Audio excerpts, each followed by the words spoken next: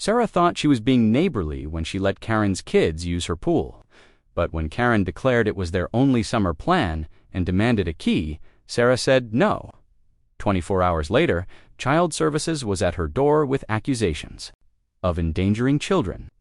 Karen was crying on the local news about selfish neighbors destroying innocent childhoods, and Sarah's own family was being torn apart by lies. What Sarah didn't know was that Karen had done this before to 3 other families, and this time she'd picked Sarah Martinez wipe the sweat from her forehead as she adjusted the pool skimmer for the 3rd time that morning. The July heat was already oppressive at 9 a.m., and the crystal-clear water of her backyard oasis beckoned invitingly. She'd worked double shifts at the hospital for 2 years to afford this pool, and every penny had been worth it. Her 8-year-old daughter Emma and 10-year-old son Jake were still asleep. But she knew they'd spend the entire day swimming once they woke up. The sound of her back gate creaking open made her look up. Karen Whitmore stood there with her 3 twin boys, who looked about Jake's age, and a younger girl, Emma's age. Karen's blonde hair was perfectly styled despite the early hour, and she wore expensive athleisure that Sarah recognized from the boutique downtown. "Morning, Sarah," Karen called out, her voice carrying that saccharine sweetness Sarah had learned to distrust over the past year of being neighbors. "Hope you don't mind us dropping by. The kids saw your pool from our upstairs window and have been begging to ask if they could swim." Sarah forced a smile. She'd moved to Millbrook Heights specifically for the family-friendly neighborhood. But Karen had proven to be more demanding than neighborly. "I'm just finishing up the morning maintenance, maybe later this afternoon." "Oh, that's perfect," Karen said, completely ignoring the suggestion in Sarah's tone. "Actually, I was hoping we could work out some kind of arrangement. Don't have anywhere to swim this summer. The country club has a waiting list, and honestly, the community pool is just so crowded." Sarah's smile became more strained. The community pool was perfectly fine. She'd taken her own kids there plenty of times before building their pool. "What kind of arrangement?"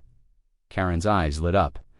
"Well, since you work such long hours at the hospital, your pool just sits empty most days. Such a waste. I was thinking my kids could use it during the day while you're at work. I'd keep an eye on things, make sure everything stays clean. It would really save their summer." The audacity of the request struck Sarah speechless for a moment. "Karen, this is our family's pool. We use it every day we're home." "But you're not home most days," Karen pressed, her smile becoming more forced. "Swimmers.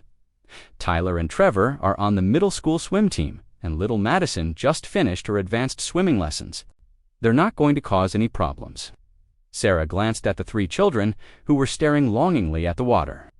She felt a pang of sympathy. It wasn't their fault. Their mother was so presumptuous, tell you what. "That's so sweet of you," Karen said, but her tone suggested she wasn't satisfied.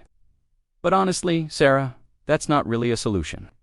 I have a very busy schedule with my real estate business, and I can't be running back and forth every day. What I really need is for them to be able to come over whenever they want during the day." "Without supervision?" Sarah asked, incredulous. "Oh, I'd be right next door if anything happened. Besides, like I said, they're excellent swimmers." Sarah shook her head firmly. "I'm sorry, Karen, but I'm not comfortable with that. Issues, safety concerns. I can't have children using our pool without an adult present." Karen's facade of friendliness began to crack. "Sarah, be reasonable. My children's entire summer happiness depends on this. They've been looking forward to swimming for months. You can't just crush their dreams because of some paranoid concerns about liability. It's not paranoid. What if I gave you some money for the extra chemicals and electricity?" Karen interrupted. "Say $50 for the whole summer." Sarah almost laughed at the insulting offer. The pool cost more than that per month, just in chemicals. "Karen, this isn't about money. It's about boundaries and safety." "Boundaries." Karen's voice rose an octave. "We're neighbors, Sarah. We're supposed to help each other out. I can't believe you're being so selfish about this." The word selfish hit Sarah like a slap when she'd finally stood up to his financial irresponsibility by her former mother-in-law, who'd expected free babysitting whenever she wanted it. She'd worked hard to recognize when people were trying to manipulate her with guilt. "I'm not being selfish," Sarah said quietly. "I'm being responsible." "Look, I'll be honest with you," Karen said, her tone shifting to what Sarah guessed was supposed to be conspiratorial. My kids are really struggling this summer. Their father and I are going through a difficult divorce, and they need something to look forward to. This pool could really help their emotional well-being." Sarah felt the familiar tug of sympathy, but she held firm. She'd heard Karen complaining loudly on phone calls about her deadbeat ex-husband who was trying to steal her kids, but she'd also seen the man picking up the children regularly and noticed he drove a newer car than Karen's. The divorce story kept changing depending on who Karen was talking to. "I'm sorry to hear things are difficult," Sarah said carefully, "but I still can't allow unsupervised swimming." Karen's mask finally slipped completely. "Fine, but don't expect me to be as accommodating when you need something from me. And don't think this neighborhood doesn't notice when people are unwilling to be community-minded." Before Sarah could respond, the back door slid open and Emma came running out in her pink swimsuit, her dark hair still messy from sleep. "Mommy, can we swim now?" Karen's demeanor instantly transformed back to sickeningly sweet.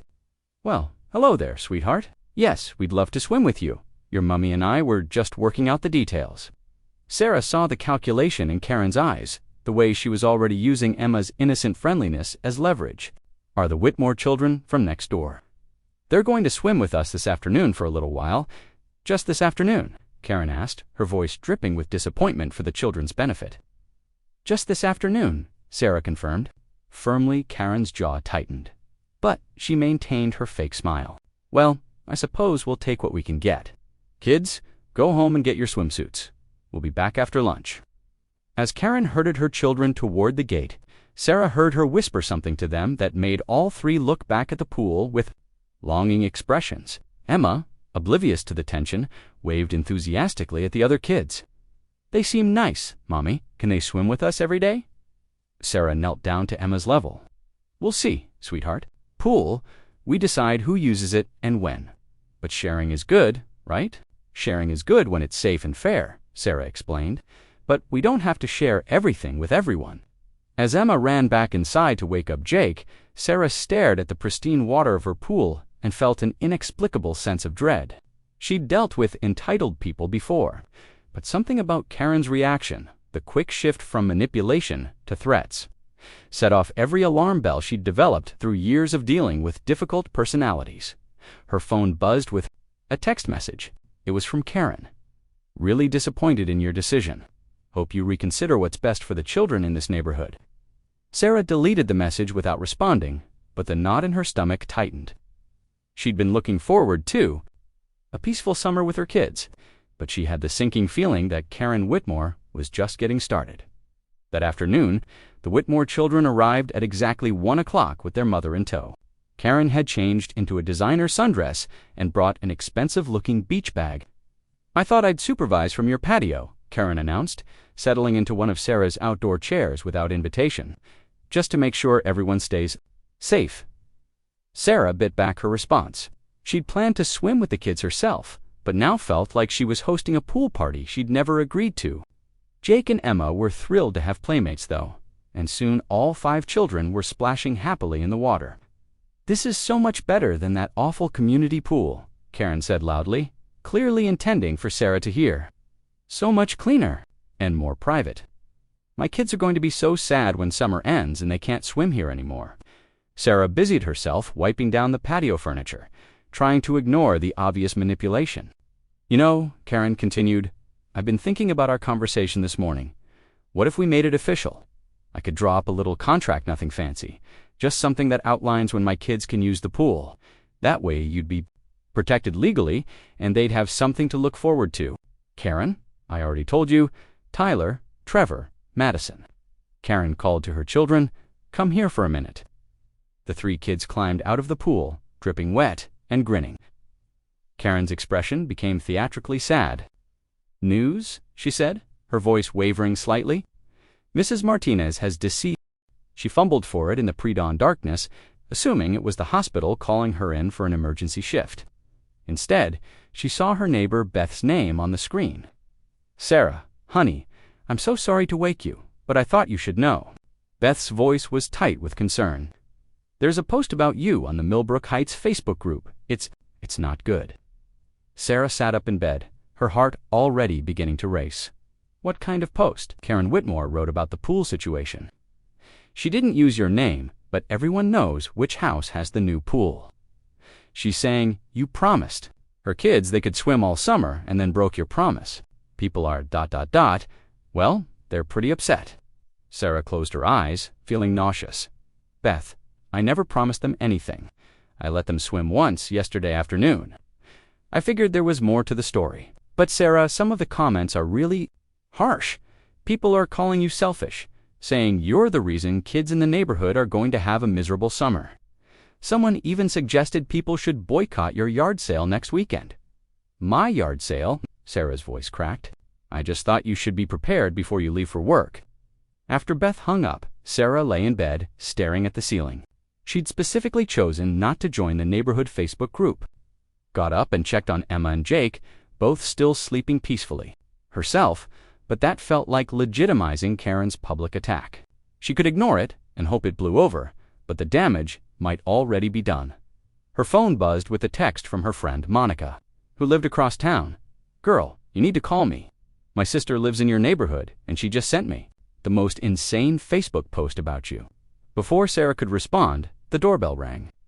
Through the peephole, she saw Mrs. Patterson from 2 houses down, an elderly woman she'd always had a cordial relationship with.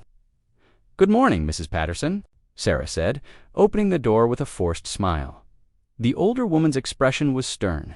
Sarah, I'm very disappointed in you. Those poor Whitmore children came to my door yesterday evening, practically in tears, asking if I had a pool they could use. Sarah's stomach dropped. They came to your door. That sweet little girl, I think, was crying. She said you'd promised them they could swim all summer and then changed your mind. Mrs. Patterson, I never promised them anything like that. I let them swim once yesterday, under supervision. That's all. The elderly woman's frown deepened.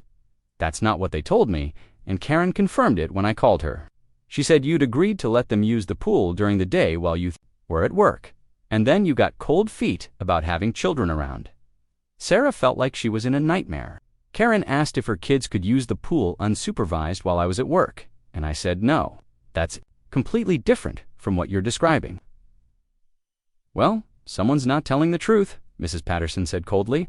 And I have to say, Sarah, even if you didn't make that specific promise, would it kill you to share? These children are going through a difficult time with their parents' divorce. I offered to let them swim when I could supervise. Not the same thing, and you know it. You work long hours. When would that be? One afternoon, a week. Mrs. Patterson shook her head. I expected better from you, Sarah. Your children have that beautiful pool to themselves every day, and you can't find it in your heart to share with less fortunate kids. After Mrs. Patterson left, Sarah sat at her kitchen table with her head in her hands. She was no longer someone who declined an unreasonable, Mom, why is Mrs. Chen looking at our house like that?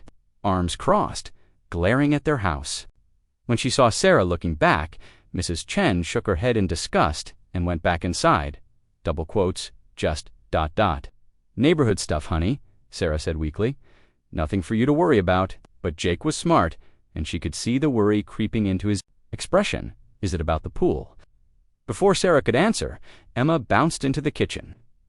Can Madison and Tyler and Trevor come swim today? I dreamed we were all mermaids together. Sarah felt her heart breaking.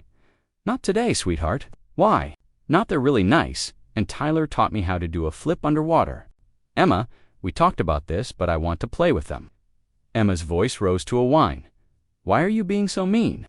The word mean, the same word Karen had used, hit Sarah like a physical blow. She knelt down to Emma's level, trying to keep her voice steady. I'm not being mean, baby. I'm trying to keep everyone safe and make good decisions for our family. Sarah's blood ran cold.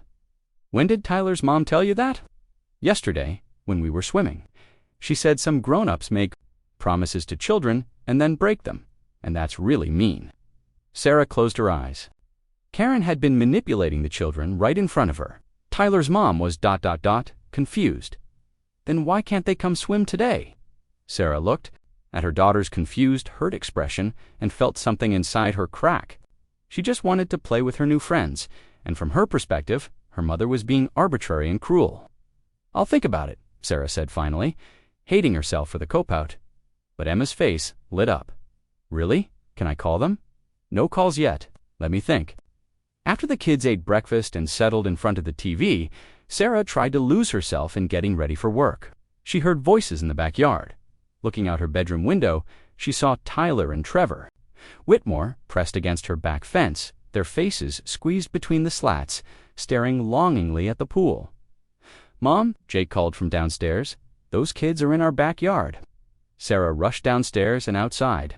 The boys weren't technically in her yard, they were on their own property, but they were as close to her pool as they could get without trespassing. "Hi, Mrs. Martinez," Tyler called out when he saw her. "We were just looking at your pool. It's really pretty." Sarah approached the fence carefully. The boys looked genuinely sad, not manipulative like their mother. "Thank you, Tyler, but you shouldn't be climbing on the fence like that." "We're not climbing," Trevor said. "Mom said we can't go swimming today because you said no." "That's right," Sarah said gently. "I said no, but why?" Tyler asked, his voice small. "We're good swimmers. We won't break anything." Sarah felt the familiar tug of sympathy, but she forced herself to remember that these children had been coached by their mother. "But he lives in an apartment now." The comment felt like another of Karen's coaching moments designed to make Sarah feel guilty about the divorce situation. "I'm sorry you're disappointed," Sarah said, "but the answer is still no." Both boys' faces fell, and they walked away from the fence without another word. Drifting to the situation at home, during her lunch break, were calling her heartless, selfish, and cruel. Someone had posted a crying emoji for those poor babies. Another person wrote, "This is exactly what's wrong with society today, people who have more than they need but won't share with children who have nothing." The most disturbing part was how the story had evolved in the comments. This summer, each lie was small enough to seem plausible, but together they painted Sarah as a monster who had deliberately raised children's hopes just to crush them. One comment made her blood run cold. Someone should call CPS on her. Anyone who would be so cruel to children probably shouldn't have kids of her own. Sarah screenshot the comment in Cal. Sarah spent Tuesday morning documenting everything. She printed screenshots of Karen's Facebook post and all the comments, saved the text messages, and wrote a detailed timeline of every interaction she'd had with the Whitmore family. Monica had been right. If this escalated further, she'd need evidence. At 10 a.m., while organizing her documentation, she heard children's voices in her backyard again. Looking out, she saw not just Tyler and Trevor at the fence, but for other neighborhood kids she didn't recognize. "Mrs. Martinez," Tyler called out when he spotted her. "We brought our friends to see your pool," Madison said. "After tonight's meeting, we might all get to swim here." Sarah's heart sank. Karen had clearly been spreading the word that tonight's meeting would somehow force Sarah to open her pool to the entire neighborhood. These children were going to be crushed when that didn't happen. She walked outside, noting that all 6 children were pressed against her fence, their faces filled with excitement and anticipation. "Kids, I need you to step away from the fence. Please, but we're not doing anything wrong," said a girl Sarah didn't recognize. "We're just looking at where we're going to swim." "Who told you that you were going to swim here?" "Madison's mom," the girl replied. "She said there's going to be a meeting tonight, and after that, all the kids in the neighborhood get to use your pool because it's not fair that only your kids get to swim." Sarah felt her temper rising. Karen was essentially promising these children something that would never happen, setting them up for heartbreak just to increase pressure on Sarah. "I'm sorry, but that's not accurate," Sarah said gently. "This is my family's private pool." "But sharing is caring," said another boy, clearly parroting something he'd been told. "And you have a really big pool for just 2 kids. Before Sarah could respond, she heard Karen's voice from next door. "Children, come away from there right now." Karen appeared at her own back door, wearing a concerned expression that Sarah now recognized as completely fake. "I'm so sorry, Sarah," Karen called across the fence. "I told them not to bother you. Kids, get away from Mrs. Martinez's fence." But as the children reluctantly moved away, Sarah caught Karen's eye. The other woman's smile was cold and calculating.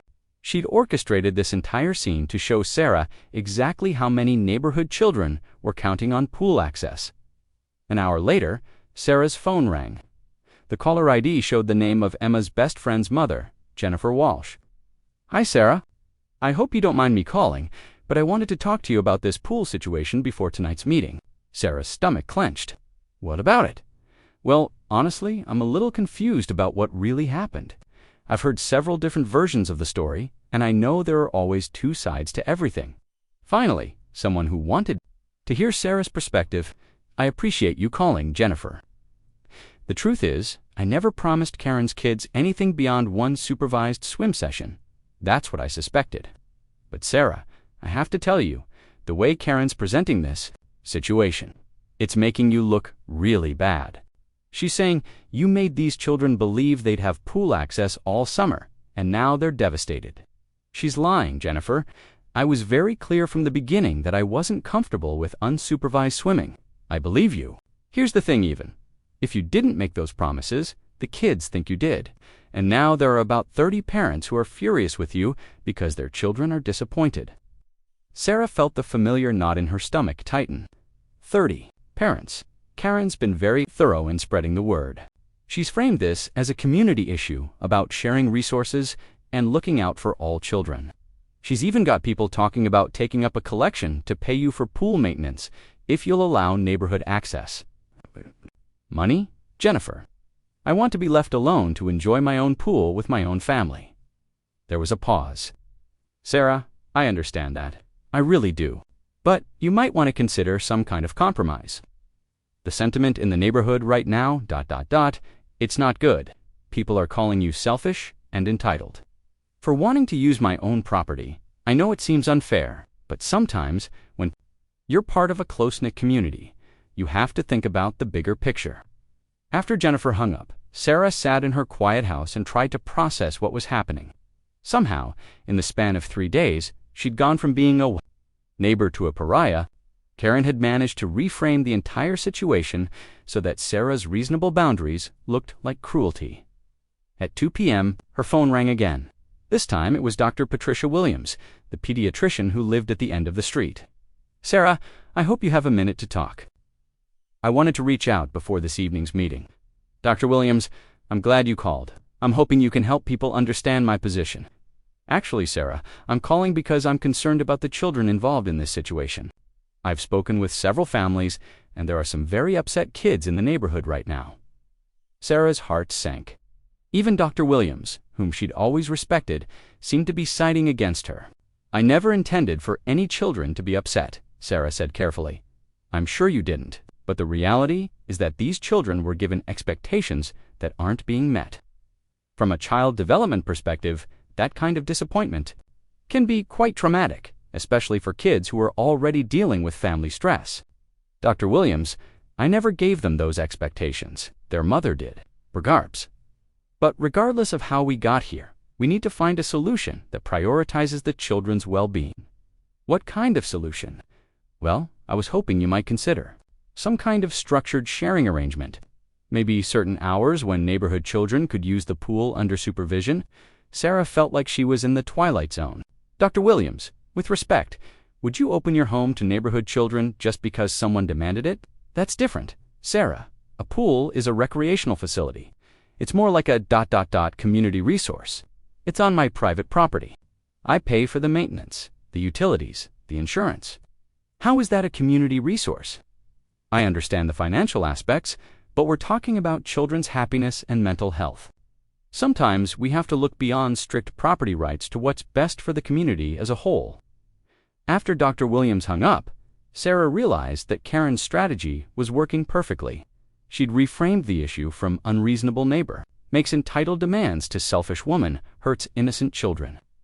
Every person who called Sarah now positioned themselves as advocates for the children's well-being, making Sarah look heartless for maintaining her boundaries. At 4 p.m., Jake came, running into the house, his face flushed and upset. Mom, some kids at the park said, "You're the mean lady who won't let anyone swim in our pool." Sarah's heart broke a little more. What did you tell them? I said, it's our pool, and we can decide who uses it. But they said their parents told them. You promised their friends they could swim, and then you lied. Jake, I never promised anyone anything like that. I know, Mom, but they don't believe me. And now some of the kids don't want to play with me because they think our family is mean. Sarah hugged her son tightly, rage building in her chest. Karen's campaign wasn't just targeting her anymore, it was affecting her children. Jake, no matter what anyone says, we are not mean people. Sometimes doing the right thing makes other people angry, but that doesn't make us wrong. But even as she said the words, Sarah wondered if she was being too stubborn. Maybe some kind of compromise would be better than watching her children become social outcasts. At 6 p.m., Emma came home from her friend Lily's house with tears in her eyes. "Mommy, Lily's mom said I can't come over anymore until our family learns to be better neighbors." The words hit Sarah like a physical blow. "What?" She said, "Our family is being selfish, and that's not the kind of behavior they want around Lily." And Lily said maybe we're not best friends anymore because her mom says my mom is mean to other kids. Sarah knelt down and pulled Emma into her arms, her daughter's tears soaking into her shirt. This had gone far beyond a disagreement between neighbors. Karen had successfully turned Sarah's own children into casualties of her campaign. At 7 p.m., as Sarah was trying to decide whether to attend the community meeting, her doorbell rang. Through the peephole, she saw a woman she didn't recognize holding a clipboard and wearing a press badge. "Ms. Martinez, I'm Rebecca Chen from the Millbrook Heights Gazette. I'm writing a story about the community meeting tonight and the neighborhood pool controversy. Do you have a comment?" Sarah's blood ran cold. "No comment. I understand there are allegations that you made promises to local children about pool access and then reneged on those promises. Can you respond to those allegations?" I said no comment. "What about claims that you're refusing to participate in community resource sharing despite having the means to help local families?" Sarah slammed the door, her hands shaking. Karen had contacted the local newspaper. This was no longer just neighborhood gossip. It was about to become public record. Her phone immediately started buzzing with text messages from unknown numbers. "Saw, you're going to be in the paper. Hope you're proud of yourself. Those poor kids. You should be ashamed. Your kids are going to grow up thinking selfishness is okay." Sarah turned off her phone and sat in her living room, staring at her beautiful. Sarah woke up Thursday morning to the sound of a car door slamming in her driveway. Through her bedroom window, she saw a white sedan with government plates, and her heart stopped. A woman in a business suit was walking toward her front door. Carrying a folder and what looked like an official badge, the doorbell rang before Sarah could even get her robe on. "Ms. Martinez, I'm Janet Coleman from Child Protective Services. I need to speak with you about a report we received." Sarah's world tilted. "A report about what? May I come in?" "It's regarding allegations of child endangerment and neglect." With trembling hands, Sarah let the woman into her living room, grateful that Jake and Emma were still asleep. Janet Coleman was middle-aged, with kind eyes but a stern expression, and she settled into Sarah's couch like she'd done this 1,000 times before. "Ms. Martinez, we received a report yesterday evening alleging that you've been allowing children to swim in your pool without proper supervision and safety measures. The caller also expressed concerns about your judgment and fitness as a parent." Sarah felt nauseous. "Who made this report? But I need to ask you some questions and inspect your property, particularly the pool area." "This is insane," Sarah whispered. "I've never allowed unsupervised swimming." Janet made notes.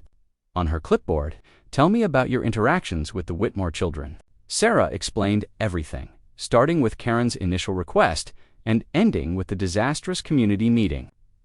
Janet listened without expression, occasionally asking clarifying questions. "So you allowed 3 children to swim in your pool?" "On one occasion, with you present the entire time, yes. For about 3 hours I was supervising constantly, and then you declined to allow them continued access. I declined to allow them unsupervised access while I was at work. I never agreed to that in the first place." Janet nodded and made more notes. "I need to see the pool area and speak with your children." As they walked through the backyard, Sarah noticed that Janet was taking photos of everything: the pool, the fence, the gate, the deck chairs. She examined the pool equipment, the chemical storage, and the safety features. "Alarm?" Janet asked. "No, but the pool is fenced and gated. The gate has a childproof lock." "What about safety equipment?" Sarah showed her the life ring, the emergency phone, and the first aid kit she kept in the pool house. "Have you had any incidents or near drownings?" "None. Ever." Janet made more notes, then asked to speak with Jake and Emma separately. Sarah woke her children and tried to explain what was happening without terrifying them. A lady from the government. Needs to ask you some questions about our pool, she told them. Just tell the truth about everything, okay? Jake went first. Sarah could hear the murmur of voices from the living room, but couldn't make out specific words. When Emma's turn came, Sarah's daughter emerged 20 minutes later, looking confused. Mommy, why did that lady ask if you leave us alone at the pool? I told her you never leave us alone anywhere. Sarah's heart clenched. Someone had told CPS that she left her children unsupervised around the pool. After Janet finished her inspection and interviews, she sat down with Sarah again. Ms. Martinez, I want you to know that your children appear healthy, happy, and well cared for. Your pool area meets safety standards, and both children clearly feel safe and loved. Of relief. However, Janet continued, the person who made this report provided some specific allegations that I need to address. They claimed you regularly allow multiple children to swim without adequate supervision, that you've been neglectful of basic safety protocols, and that your judgment regarding child safety is compromised. None of that is true. Based on my investigation today, I agree. But I do need to document this visit, and the case will remain open for 30 days as a precaution. It means if we receive additional reports about child safety concerns involving your household, this case will be reopened and investigated more thoroughly. After Janet left, Sarah sat in her kitchen shaking. But Karen had been clever about it, making allegations that would trigger an investigation while staying anonymous. Her phone rang. It was Monica. Sarah. I just heard about the CPS visit from Beth. Are you okay? No, I'm not okay, someone reported. Me for child endangerment, Monica. Over a pool, did they find anything? Of course not, but the case stays open for 30 days, and if anyone else calls with concerns, they'll investigate more thoroughly. Monica was quiet for a moment. Sarah, this is escalating beyond normal neighbor disputes. You need to consider getting a restraining order against Karen. You just need to show a pattern of harassment. Sarah considered it, but the thought of more legal drama made her feel exhausted. I just want this to be over. I know. But people like Karen don't just stop. They escalate until they get what they want or until someone makes them stop. That afternoon, while Sarah was trying to work in her home office, Jake came running inside. There's a reporter at the front door. Sarah looked out and saw the same woman from the local newspaper, this time with a photographer. Ms. Martinez, I'm following up on yesterday's community meeting. Do you have any response to allegations that Child Protective Services visited your home this morning? Sarah's blood ran cold. How did the reporter already know about the CPS visit? No comment, Sarah said through the door. What about reports that you're refusing to cooperate with neighborhood efforts to ensure child safety? Sarah didn't respond, but she watched through the window as the photographer took pictures of her house and pool area from the street. An hour later, Sarah Cairns posted on Facebook again. She's saying CPS had to investigate you because of safety concerns with your pool, and that you're still refusing to implement proper safety measures. Sarah closed her eyes. CPS found problems. She's being very careful with her wording, but yes, that's the implication. People are commenting that they always knew something was off about you. Sarah felt like she was drowning. Every move she made was being twisted and used against her. Karen had successfully painted her as both selfish and dangerous. That evening, her eyes, Mommy, I don't want to go to day camp tomorrow. Why not, sweetheart? Some of the kids there said their parents told them I can't come to their houses anymore because our family is bad. To our house, Sarah knelt down and hugged her daughter tightly. Baby, the police didn't come to our house. A lady came to check that our pool was safe, and she said everything was perfect. But why did the other kids think we're bad? Sarah struggled to find age-appropriate words to explain adult manipulation and social ostracism. Sometimes grown-ups disagree about things, and they say mean things about each other, but that doesn't make anyone bad. Are we going to have to move? The question broke Sarah's heart. No, honey. But, as she said the words, Sarah wondered if they were true.